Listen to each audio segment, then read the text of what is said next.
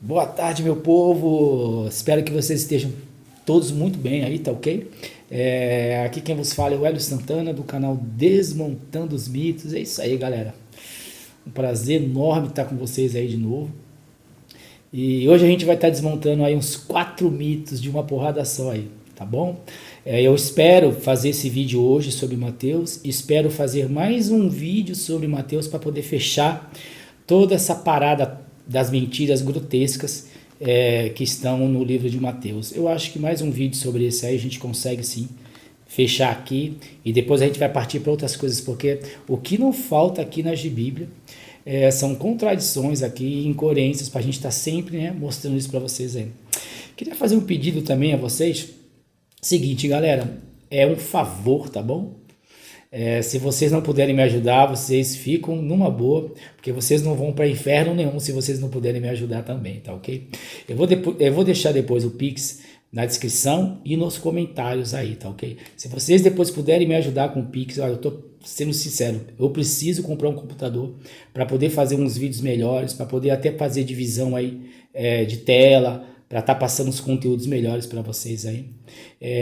Eu não peço membros nenhum para o canal, porque eu sei que a gente passa por uma situação muito difícil no país, né, economicamente, e eu sei que não é legal você ficar com aquela responsabilidade de ter que ficar todo mês aí, né, depositando uma certa quantia.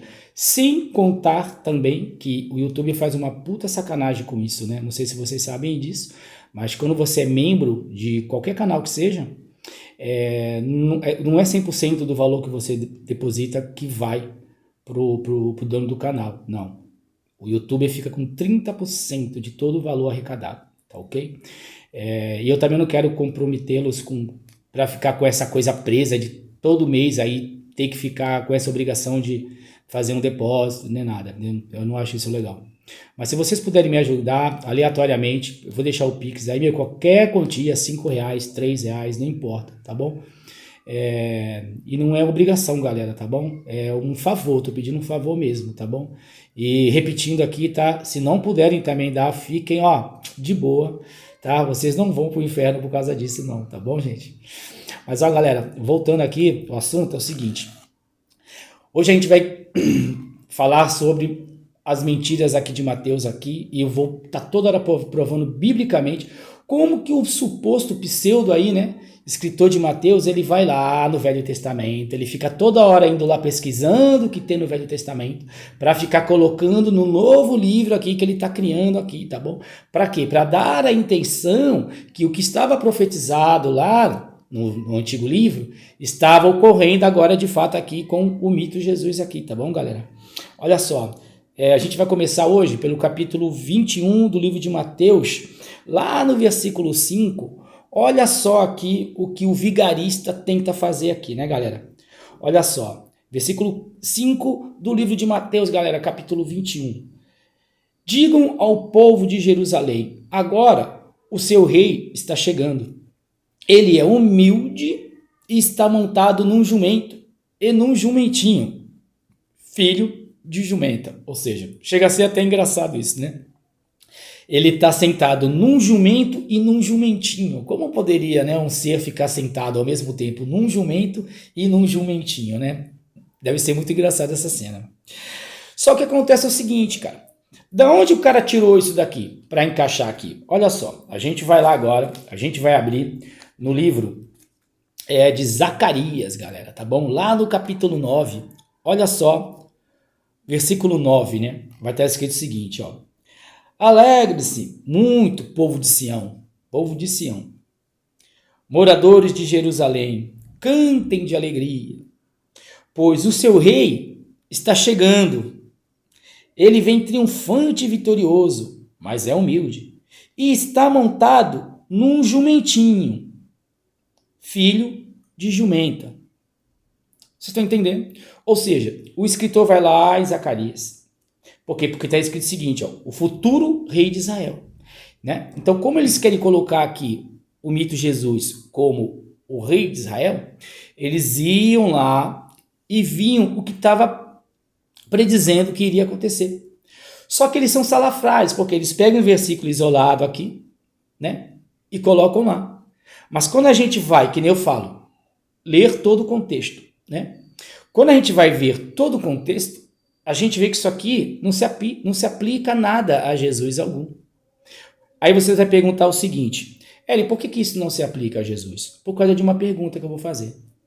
Depois que o suposto Jesus aí veio à Terra, ele deu fim às guerras?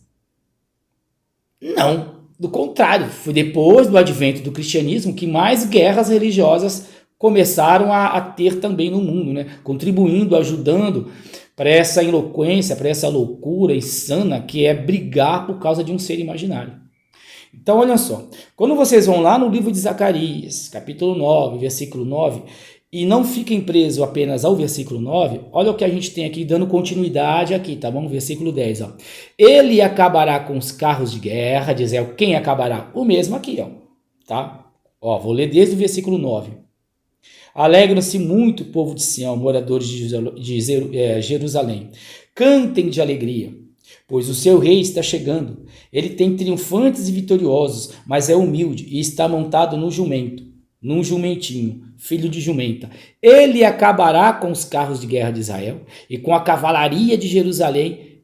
Os arcos e as flechas serão destruídos por ele. Ele fará com que as nações vivam em paz. E aí? Jesus fez isso aqui? Jesus fez com que as nações vivessem em paz?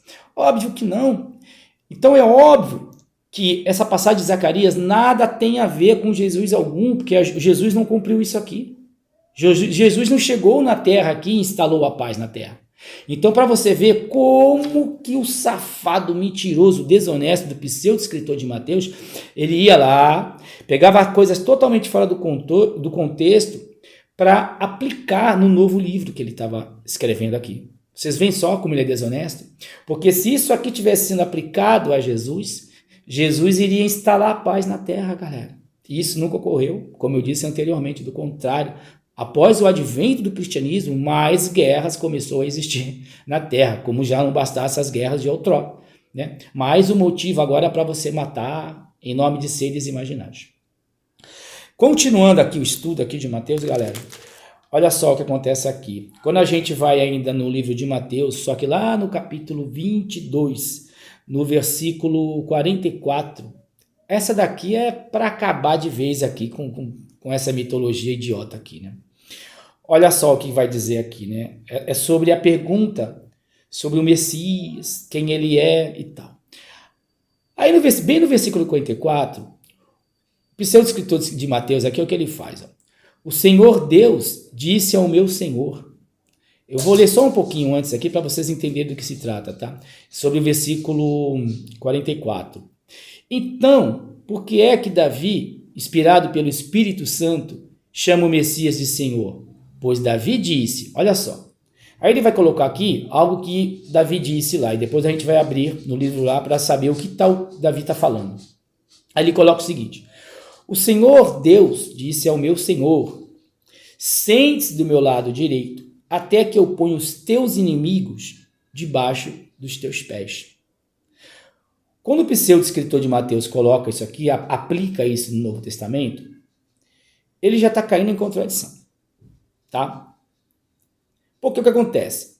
Se isso aqui fosse para Jesus, como que Deus iria pôr os inimigos de Jesus debaixo dos seus pés? Não seria o próprio Jesus que disse para perdoar os seus próprios inimigos? Não seria o próprio Jesus que tinha dito para você amar o seu inimigo? Não foi o suposto Jesus que ainda disse na cruz, perdoa-os, Pai. Eles não sabem o que fazem, eles não sabem o que dizem. Então, como que isso aqui poderia ter uma aplicabilidade para colocar os inimigos nos pés de Jesus? Estranho isso, né? Então, Jesus aqui gostaria de ter seus inimigos a seus pés? Que hipocrisia seria, né? Vindo de um cara que supostamente falou que amava seus inimigos. Disse até que para você perdoar seus inimigos. Então ele ordena algo que ele mesmo não faz. Isso é hipocrisia, né? Olha só. Quando a gente vai lá no livro de Daniel, a gente vai buscar lá agora. saber onde está essa passagem, ok? A gente vai lá no livro de Daniel agora. Daniel não, está no livro de Salmos, tá? O que acontece aqui é o seguinte, Salmo 110, bem no versículo 1, está escrito o seguinte, ó, o Senhor Deus disse ao meu Senhor, ó Rei, sente-se do lado direito, até que eu ponha os teus inimigos debaixo dos seus pés. Olha só. Então, o que acontece? Isso aqui nada tem a ver com Jesus algum, isso é óbvio. Isso aqui é um salmo do próprio rei Davi, né? E ele está falando como se estivesse narrando aqui para o próprio Deus dele, que é o Deus de Yahvé aqui. Ó Senhor Deus, disse ao meu Senhor, ó Rei, sente-se do meu lado direito, até que eu ponha os teus inimigos debaixo dos teus pés. Então, o que ele faz? Ele vai lá no livro dos Salmos, ele escolhe alguma passagem que nada se aplica a Jesus algum, e depois ele insere aqui, no livro de Mateus.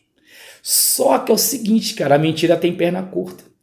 Conforme ele vai dando continuação à sua escrita, bem abaixo do versículo 45, abaixo do versículo 44 do capítulo 22 de Mateus, olha a idiotice, cara. Por isso que eu falo, cara, quando algo não é verdadeiro, cara, é visível as contradições e as incoerências. E a pessoa que está mentindo, ela sempre vai dar uma mancada, não tem jeito, cara. Ela sempre vai cair numa contradição. Olha só, cara, o que o próprio versículo 45 afirma. Aqui é como se fosse o próprio Jesus. Isso aqui, segundo o escritor, é como ele está colocando palavras na boca de Jesus aqui, né? No versículo 45 fala o seguinte: portanto, se Davi chama o Messias de Senhor, como é que o Messias pode ser descendente de Davi? Gente, vou explicar para vocês aqui, tá? Eu vou pegar aqui desde o versículo 41 aqui do capítulo 22 para vocês saberem o que está acontecendo aqui, tá bom? Olha só que idiotice, cara. A pergunta sobre o Messias, versículo 41 do capítulo 22 de Mateus. Olhem isso, preste atenção.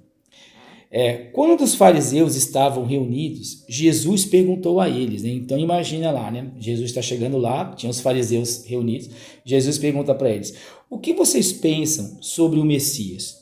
De quem ele é descendente? Então Jesus está perguntando, de quem o Messias deve ser descendente? Porque a gente sabe muito bem que, segundo a Torá, segundo o Velho Testamento, esse Messias aqui, ele tem que ser descendente de Davi, galera. Ele não pode ser um outro Messias, não pode aparecer um Zé Ruela qualquer que não seja descendente de Davi. Senão, ele não cumpre lá o que está profetizado. Porque o Messias tem que ser descendente direto de Davi. Sanguíneo, tá? Olha só. O que vocês pensam sobre o Messias? De quem ele é descendente? De Davi, responderam eles. Eles quem? Responderam aqui os fariseus. Sim, os fariseus. Eles conheciam o livro. Porra, eles escreveram um livro, porra. Eles não vão conhecer. Então eles estão sabendo, não. Está profetizado lá que o Messias tem que ser descendente de Davi. Aí Jesus tornou a perguntar, no versículo 43. Então, por que é que Davi, inspirado pelo Espírito Santo, chama o Messias de Senhor? Pois Davi disse, o Senhor Deus disse ao meu Senhor, sente-se do meu lado direito, até que eu ponha os seus inimigos debaixo dos seus pés. Então, o que ele está falando aqui é o seguinte, como? Ele está tentando traduzir aqui essa passagem dessa maneira, ó. Veja bem. Então, aqui, Davi estaria falando com Deus o seguinte, o Senhor Deus disse ao meu Senhor, o Senhor Deus disse ao meu Senhor, o Senhor de Davi. Quem seria o Senhor de Davi aqui? O Messias. Vocês estão entendendo? O Senhor Deus disse ao meu Senhor. Então, traduzindo, o Senhor Deus disse ao Messias. Sente-se do meu lado direito, até que eu ponha os seus inimigos debaixo dos seus pés. É isso que está dizendo aqui o versículo. Ou seja, vai haver então um Messias. Davi está chamando esse Messias de Senhor. Vocês estão entendendo isso? Aí agora, no versículo 45, olha a cagada que o escritor faz aqui. Ó. Portanto, se Davi chama um Messias de Senhor, como é que o Messias pode ser descendente de Davi? Vocês estão entendendo? Segundo isso aqui, o próprio Jesus está falando que ele não é descendente de Davi coisa nenhuma. Vocês estão entendendo? O próprio Jesus, isso aqui está sendo da boca de Davi, da boca de Jesus, perdão. Se isso aqui está sendo da boca de Jesus, Jesus está falando para os caras lá, para os fariseus. Portanto, se Davi chama o Messias de Senhor, como é que o Messias pode ser descendente de Davi? Ele está falando, não tem lógica. Eu não sou descendente de Davi. Se eu fosse descendente de Davi, Davi não me chamaria de Senhor. É isso aqui. Ou seja, o escritor está colocando na própria boca de Jesus, que o próprio Jesus está falando, eu não sou descendente de Davi. Se eu fosse descendente de Davi, ele não me chamaria de Senhor. E agora, como é que vai ficar, cristãos? Se aqui, segundo a própria Bíblia, o próprio Jesus afirmando categoricamente, eu não descendo de Davi. Só que o verdadeiro Messias profetizado na Torá tem que ser descendente de Davi. E agora? É o Hélio que está inventando isso? E agora, como é que fica? Agora não é outra pessoa falando assim, mas ele é descendente de Davi. Aí é a narração de uma outra pessoa que acha isso. Não, o que temos aqui é o próprio Jesus afirmando que ele não é da casta de Davi nenhuma. Porque se ele fosse descendente de Davi, como é que Davi iria chamar ele de Senhor? Está aqui, Portanto, se Davi chama o Messias de Senhor, como é que o Messias pode ser descendente de Davi? Não pode ser. Então eu não sou descendente de Davi. É isso que Jesus está falando aqui. Segundo o escritor, é isso que o suposto mito de Jesus está falando aqui, nessa passagem. E aí? Qual vai ser a desculpa de vocês agora? Hélio, tu tem que entender que a hermenêutica, a exegese, blá, blá, blá. Sério, de novo, com isso, porra, muda o disco, cara. Ou vai ser o que a tua desculpa? De novo, eu tô pegando o texto isolado? Incrível vocês, né, cara? Impressionante. A desculpa de vocês é absurda. Continuando aqui, galera, vamos para mais absurdos aqui da Bíblia, tá? Olha só, Mateus 26, vamos ver aqui onde a gente vai estar aqui, quem está dizendo isso, mas eu afirmo, tá, beleza. Aqui de novo, no capítulo 26 aqui do livro de Mateus, quando a gente chega lá no versículo 64, olha a baboseira aqui que a gente vai fazer. Quem está dizendo isso é o Senhor, mas eu afirmo a vocês que de agora em diante vocês verão o Filho do Homem sentado do lado direito do Deus Todo-Poderoso e descendo nas nuvens do céu. Olha só que absurdo, né, rapaz? Aí vocês vão perguntar a ele, mas da onde que o pseudo-escritor aí, ele tira essas informações? Cara, simples isso aqui, o que ele faz é o seguinte, olha só. Ele vai lá no livro de Daniel, vai lá no capítulo 7, do livro de Daniel. Lá no versículo 13 está escrito o seguinte, na mesma visão que tive naquela noite, vi um ser parecido com um homem que vinha entre as nuvens do céu. Vocês estão entendendo? Ou seja, ele vai lá, ele pega passagens isoladas e coloca aqui. Ele tenta forçar toda hora. Olha, tá falando lá que vai vir nas nuvens do céu. Então vamos colocar isso daqui para dar a entender que o que estava escrito lá está se cumprindo agora. Olha só, olha mais idiotices aqui, só para a gente terminar aqui legal. Quando vocês vão aqui no... ali tá, achei. Mateus capítulo 27, galera. Lá no versículo 34, olha o que está aqui nos relatando. Ali deram vinho misturado com fel para Jesus beber. Mas depois que o provou, ele não quis beber. Presta bem atenção. Ali deram vinho misturado com fel para Jesus beber. Mas depois que o provou, então primeiro ele bebeu, ele provou, ele não quis mais beber. Beleza? Legal.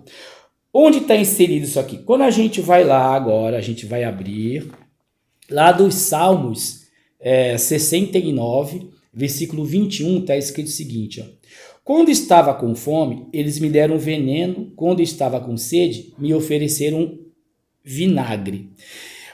Só que dependendo aqui da situação, dependendo da tradução, não vai estar escrito vinagre, vai estar escrito, sabe o quê? Vai estar escrito vinho. Porque parece que a palavra inerrante do Senhor não é tão inerrante assim, né? Vai depender da tradução aqui. Então o que acontece? Ele vai pegando aqui, essas passagens isoladas aqui, e ele vai colocando, toda hora ele vai encaixando lá. Então vou colocar aqui essa passagem aqui. Ó. Quando estava com fome, eles me deram veneno. Quando estava com sede, me ofereceram vinagre. Então ele coloca, ele tenta dar aplicabilidade para o Mateus aqui, 27, no versículo 34. Ali deram vinho misturado com fel para Jesus beber. Então olha só, você tem a palavra inerrante aqui, né, de Deus, que é o seguinte, cara, em Mateus 27, 34, ali deram vinho misturado com fel para Jesus beber, né? Só que quando você vai procurar isso em outros livros, olha o que a gente já encontra em outros livros, né? Quando você vai lá no livro de Marcos, capítulo 15, lá no versículo 22, também vai falar aqui da crucificação de Jesus e tal. Mas olha o que acontece aqui. E levaram Jesus para um lugar chamado Golgotar. Queriam dar a ele vinho misturado com mirra, mas ele não bebeu. Ou seja, repetindo, em Mateus, deram vinho misturado com fel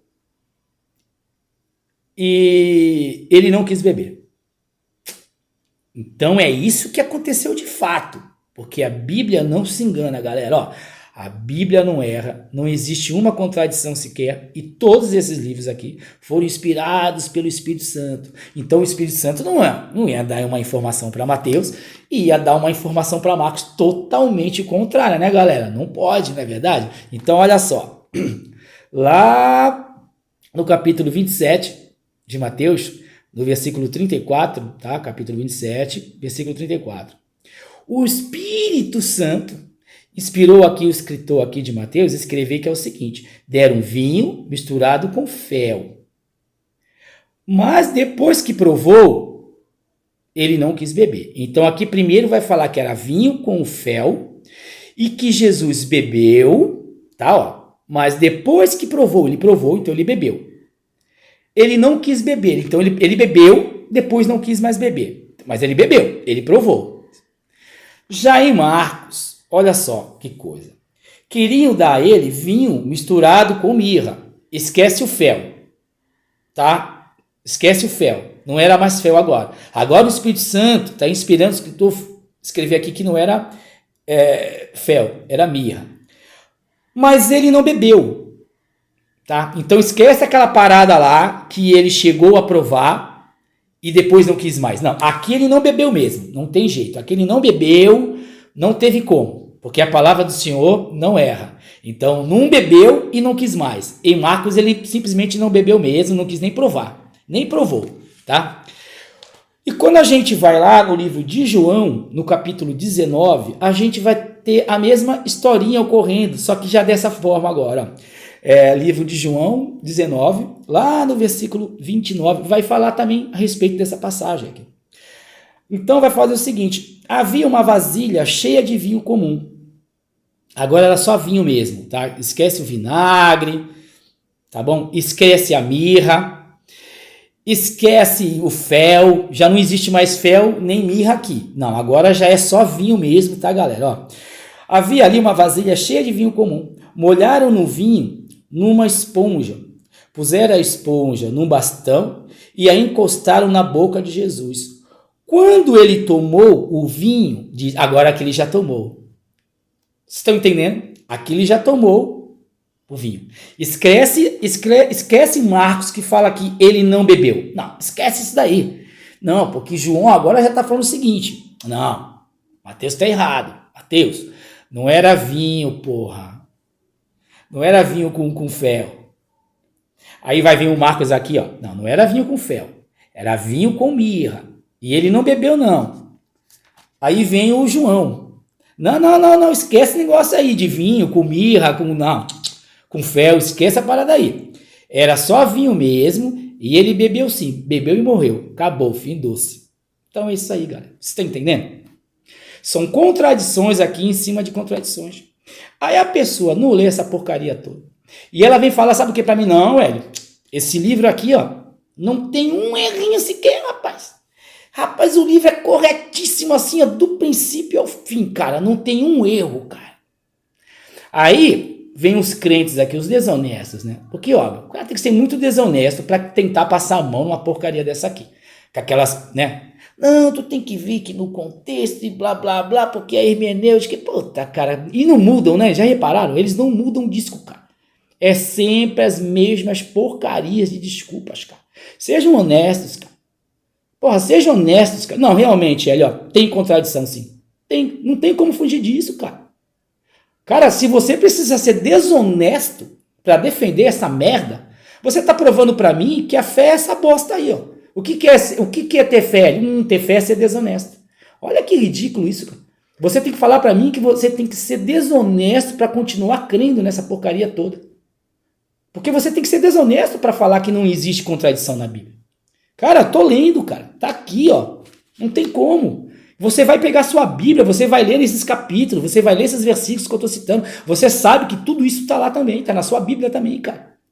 E você ainda é capaz de ficar criando aqui um malabarismo hermenêutico fudido, mano, pra tentar, sabe, passar um pano nisso que fala, não pode ser contradição. Puta, eu vou criar uma desculpa aqui pra tentar alegar que isso aqui não é bem, mas não é, cara, é contradição sim, cara. Inclusive, o termo contradição é usado justamente pra isso, cara. Pra quando uma única informação, ela não se encaixa. Uma coisa é eu dizer assim pra você, olha, teve um acidente com um carro branco na BR-16. Teve um acidente com um veículo branco na BR-16. Não seria contradição se uma pessoa fala o seguinte, ó, teve um acidente com um veículo branco com um vidro verde na BR-16. Isso não seria uma contradição. Não. A pessoa só estaria o quê? Colocando mais elementos ali que ela viu, né? Talvez a outra esqueceu de citar aqui, o vidro era verde, o vidro era filmado, sei lá, escuro. Contradição já é o seguinte, ó, houve um acidente com um veículo cinza na BR-16, mas não era branco o veículo. Então existe uma diferença entre contradição e você dar mais informações sobre o acontecimento, né? Eu posso descrever o seguinte, ó, eu tenho aqui essa régua aqui, ela possui 20 centímetros e é uma régua branca, ela possui 20 centímetros, é uma régua branca, tá? Eu posso também dar mais informações sobre essa régua, e isso não vai ser contradição. Ó, eu tenho aqui uma régua branca, ela tem 20 centímetros, e ela está escrito, tem os números aqui, né, inseridos, 15, 1, 2, 3. Beleza, não é contradição, eu só estou dando mais informações.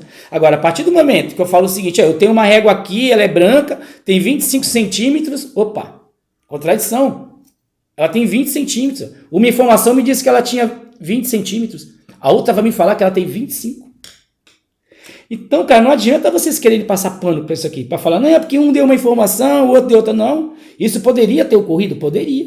Mas as informações, elas não poderiam ser contrárias. Aqui as informações são contrárias, porque um fala que bebeu, experimentou e bebeu, e depois não quis mais beber. O outro já fala que não, ele não bebeu mesmo, não, ele não bebeu.